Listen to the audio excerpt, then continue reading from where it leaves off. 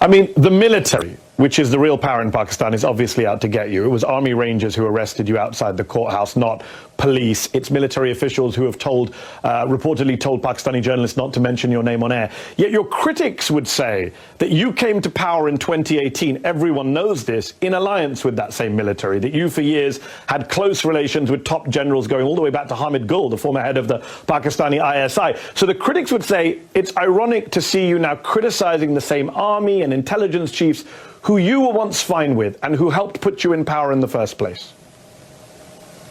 First, just to correct you, I was abducted by the Rangers from within the court. I was actually sitting in the courtroom. So, just to correct you. And the Supreme Court declared it illegal, and so yes. That's why I was bailed out. Look, in Pakistan, Mehdi, the military has directly or indirectly ruled Pakistan for 70 years. 3 times martial law, and then the other times because they're entrenched. And so whoever does politics has to work with them. Now, when I came to power in 2018, it wasn't because the military engineered to get me into power. They didn't oppose me. Big difference.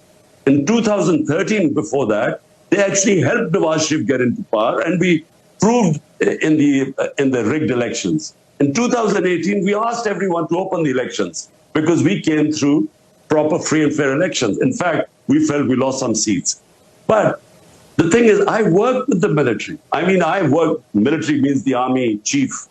So I worked pretty well with him. The main problem was, you see, my whole thing is rule of law. I started my movement for justice 27 years ago, wanting to bring the powerful mafias, the political mafias, under the law. This is where the problem became. He didn't think corruption was that big a thing.